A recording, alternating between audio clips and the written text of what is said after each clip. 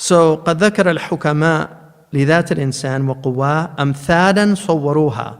So the sages, the wise people, philosophers, lovers of wisdom, have concerning the essence of the human being and the potentialities and faculties of the human being, they have struck similitudes and conceptualized them for us. فَتَمْثِيرُ كُلِّ مَا لَا يُدْرَكُ إِلَّا بِالْعَقْلِ يُتَصَوَّرُ لِلْحِسِّ. So everything that can only be understood by the intelligence, you have to conceptualize it with sensible things. That's one of the ways that the intellect can grasp what it is by giving analogies. So you see it's analogous to this. And that's why, one of the meanings of ta'bir, yu'abbiru, is to cross over, like a ma'bara is a bridge.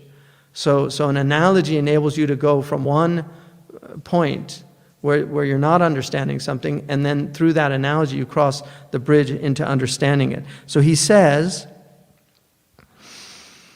ليقرب من الفهم, in order for it to approximate some understanding. فقالوا ذات الإنسان لما كان عالما صغيرا كما تقدم جرى مجرى بلد أحكم بناؤه وشيد بنيانه وحصن سوره وخطت شوارعه وقسمت محاله وعمرت بالسكان دوره وسلكت سبله وأجريت أنهاره وفتحت أسواقه واستعملت صناعه وجعل فيه ملك مدبر وللملك وزير وصاحب بريد وأصحاب أخبار وخازن وترجمان وكاتب وفي البلد أخيار وأشرار. So he's going to strike the similitude of a city. So he says, when the essence of the human being was in fact a microcosm, as was aforementioned, he says it can be looked at like a city whose the building of which was masterful. Its buildings were erected well. It is guarded by a wall surrounded. So it's surrounded by a wall. Like these are medieval towns because there was so much fear of invasion in most countries. So cities were built usually, like if you go to Fez today, there's still a wall around. If you go to Rabat, there's still a wall around the old city because they were fortified, either from foreign invasion or from people within the countries that wanted to challenge the rulers for whatever reason. So he's saying that with fortified walls, خُطَّتْ شَوَارِعُهُ, and its streets were set out, laid out, designed. وَقُسِّمَتْ مَحَلَّهُ, and then its different neighborhoods were divided. And then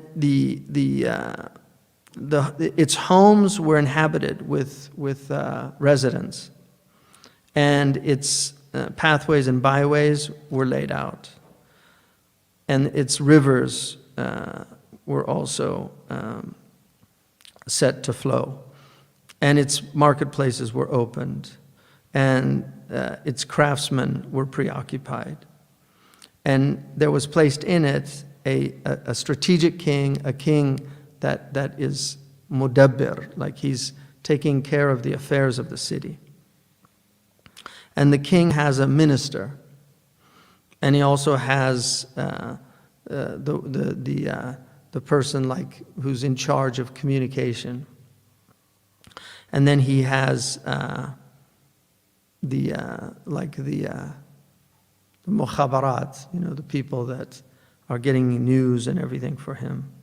And then he also has the treasurer, and he's got a dragoman, which is from Arabic, tarjuman, the same as a dragoman in English, which means translator, is from tarjuman. And in that city are good people and bad people. So this is his analogy for the human being. So now he's going to tell us what each one of these are. فَصُنَعُهَا هِيَ الْقُوَّةُ السَّبْعَ.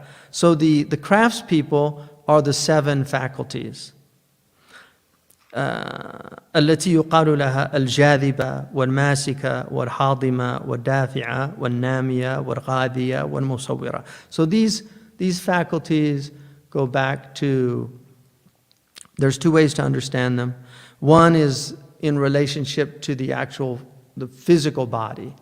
So you have the jadiba would be the assimilative, right? It's what when you take in food, for instance, it's what is pulling the food. The masika is the retentive faculty, so it's what retains the good of the food. The hadima is the digestive. The dafi'a is the excretory, so it's excreting what's not useful. The nabia is the growth, so it will build from the materials. It will actually build what's necessary. The ghadhiya is the nutritive. So it's what is going to take the nutrients in order to engender the energy that one needs. And then the musawwira is the intellectual faculty. So these are that's one. The second level is that each one of these also has. That's in relation to the body. They also have in relation to the soul. So they're both. You can look at them from a bodily perspective. You can look at them from the perspective. So from the perspective of the soul, the jadiba, which has, in this traditional, this comes out of a well-studied tradition. So the jadiba has the quwwa shahwiyya and the quwwa shawqiyya, the jadiba. So the quwwa shahwiyya are those things that we have, the appetites that we have, and then the shawqiyya are the things we desire. Like if it's sound, you desire good things like knowledge and upright behavior and things like that. It's also called quwwa nuzu'iyya. And then you have the masika, which is what the soul retains from its experiences and from its knowledge and things like that that's useful. And then it has the hadima, how it digests it, how it uses it. And then the dafi'a, what it rejects. So the quwwa dafi'a is related to the quwwa ghadabiyya, because you have dar al-mafsada wa jalb al-maslaha. So the quwwa jadhiba is for the jalb al-maslaha, the assimilative, the one that desires, yjdhib, it's trying to bring something to itself. That has the quwwa shahwiyya. And then the quwwa ghadabiyya is related, the concupiscent soul is related to the jadhiba, and then the irascible soul is related to the dafi'a, because it repels what's harmful to the human being. And then the namiya is qad aflaha man zakkaha. It's what enables the soul to grow. And then the ghadhiya is what's beneficial for the soul. Yughadhi soul. The Prophet ﷺ said about the wet nurse, he said, "Iyakum wal-hamqa fa innaha tughadhi." Be careful about an unintelligent wet nurse, because she's giving more than just the food. Like, it's going to affect the intellect as well. And it's said that Fakhruddin al-Razi, one of the servants who wasn't very bright, suckled him. He was crying once, and so she just took him and suckled him. And his father found out. He was furious. So he knew this story of having. So whenever he would forget something, he would say, "Masat al-Morda." That was from the time I took some milk from that dullard.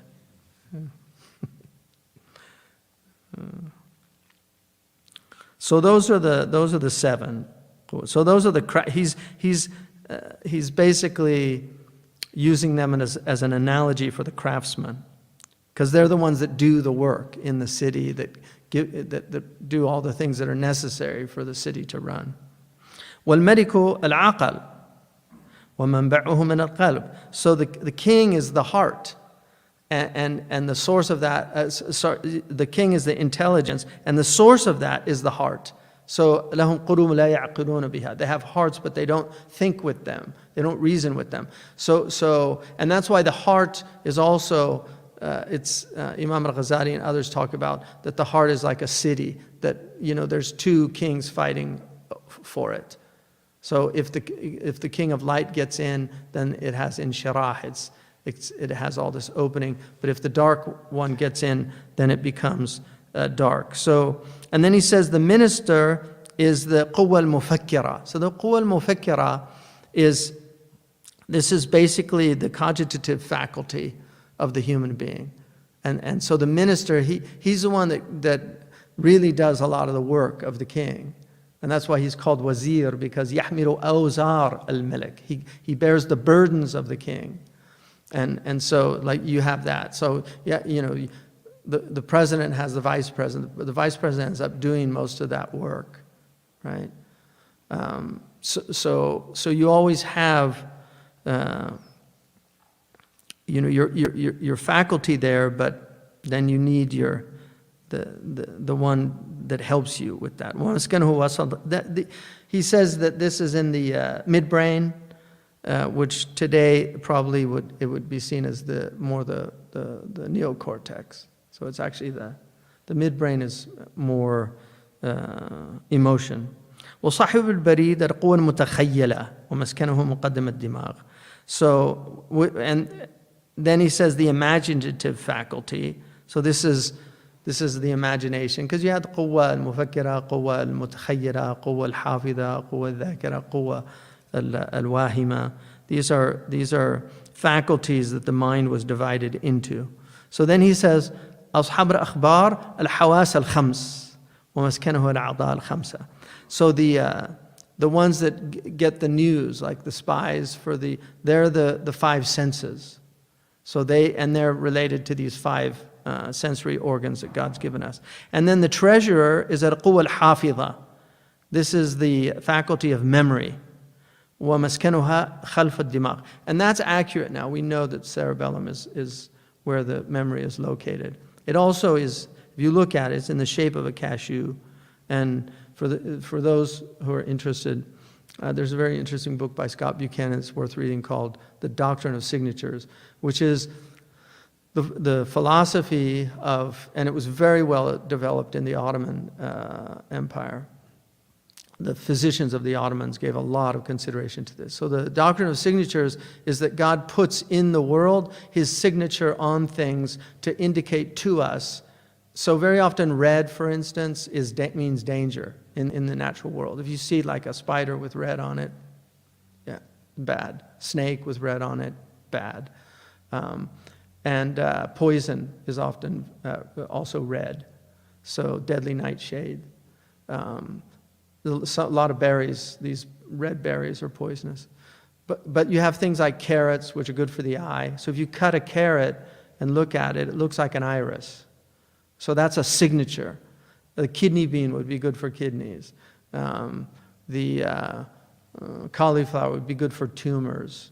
Walnuts are literally in a skull and look like the brain, the right and left side of the brain, right, with the corpus callosum between the two. So that was a traditional belief. So cashews were considered good for memory. So they look almost identical to the part of the brain where the memory is. And Imam Suyuti actually said the cashews helped him. He had a phenomenal memory, and he said he ate a lot of cashews. So, although in Ta'lim al-Muta'allam, he tells us that one of the benefits for memory is 21 red raisins, which I think is just the exercise of remembering to do that every morning, right? Because people, if you try it, it's actually not. I've tried it. I've tried many memory things from these books, but if you do you'll have a hard time remembering, like to get 21 red raisins every morning. So, and then he says the tarjuman is the quwwa natiqa. So the translator is the faculty, the rational faculty, the ability to produce language. وَآلَتُهَا اللِّسَانِ, and its tool is the tongue. وَالْكَاتِبْ الْقُوَّةُ الْكَاتِبَةُ وَآلَتُهَا الْيَدُ. And then the katib, the one who writes for the king, is the faculty of writing, and its tool is the hand and the pen, obviously. وَسُكَّانُهَا الْأَخْيَارُ وَالْأَشْرَارُ. And so the residents of this city are both good residents and bad ones, just like you have in any city, good people and bad people. Hopefully the good people outweigh the bad people, but it can get to the point where there's more bad people than good people. I mean, there are places like that where you can't go because it's so bad. I mean, it's terrible, some of the places right now. Where there's just so many people that are thieves or murderers or rapists. And that often happens after war breaks down. So then he says that هي القوة التي منها الأخلاق الجميلة والأخلاق القبيحة.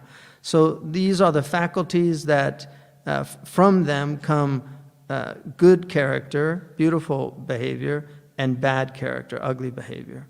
فكما أن الوالي إذا تولى وساس الناس بسياسة الله تعالى صار ظل الله في الأرض كما روي. So now he's going to, this is really interesting because what he's going to do is he's using, as he's taking these things that we understand at one level from the hadith and from the Quran, but he's going to apply them to the microcosm. So he's going to say, these meanings also apply to you. Like, Rumi said, when you read about Pharaoh in the Quran, don't see Pharaoh as some historical figure. See the Pharaoh in yourself. Like, see the Pharaoh in yourself. So he's going to use this. So now he says that if the governor is a good governor once he takes command, and he basically governs the people with God's government, siyasatillah, he will become the shade of God in the earth, just as it has been related from the Prophet ﷺ that governmental authority is the shade of God in the earth. And then it will be incumbent upon everyone, وَوَجَبَ عَلَى الْكَافَةِ طَاعَتُهُ. Everyone, it's incumbent upon them to obey him. كما قال الله تعالى وأطيعوا الله وأطيعوا الرسول وأولي الأمر منكم. Obey God and obey the messenger and those put in power over you. So the Amr, the Prophet ﷺ, there was no word for government in the time of the Prophet. He didn't use any of the terms that later came to term. He called it هذا الأمر. So in the early period, it's always called هذا الأمر. لا نعطي هذا الأمر. And the Abbasids actually in their writings, that's what they called it. It was the Umayyads. It was the Abbasids that introduced the state. And it's ironic because the meaning that the Abbasids intended was not state. It was revolution. Because Dawla means to revolve. Dala yadulu, right? Mudawala. Dawala yudawilu. Tilka al-ayam nudawiluha bayna an-nas. We move it amongst the people. In other words, it revolves. And so the Dawla of the Abbasids was called a Dawlat al-Mubarakah, the blessed revolution. The Abbasid, the Umayyads called it Hadha al-Amr. That was what they could be based on the prophetic tradition. So now Dawla means state, but state in Latin is the opposite of Dawla. State is what's fixed, what doesn't change. It's status, like status quo. So the state is fixed. The Dawla is the idea. In Kuwait, to this day, over the when you go into the palace of the Kuwaiti ruler, it says, "Lo dama li ghayrika ma wasala ilayk." Like they put that over there as a reminder. If it had been continuous for the ones before you, it would have never reached you. In other words, it's a dawla. And the hakim, one of the beauties of the pre-modern world, I mean, this is, and I think some of the Muslim rulers still have this. Certainly like the kings, if you look at King Muhammad or King Abdullah, the people that come out of these monarchical traditions that are aware, they have their children, but most rulers don't think about these things anymore. They think they're going to be in power forever, right? So when I was in I got a tour by Bernasuddin in England. She's one of the people in the House of Lords, because they have elected lords or appointed by the government, and then they have lords that inherit the position. So she took me with a group. We went into the throne room, and there was this amazing clock that was given by the French king to the English king. It was a few hundred years old, but it had the Grim Reaper on the top of the clock.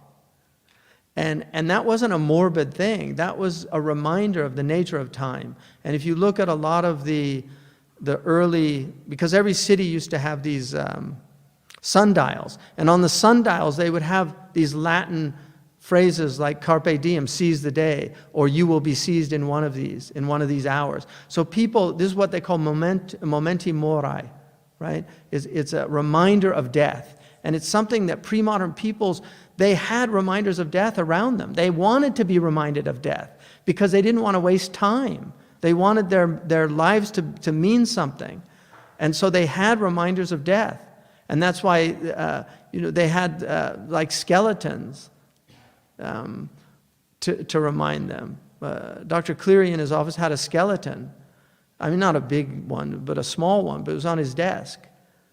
Right? It's a reminder that we're going to die. And to be aware of that is really important. So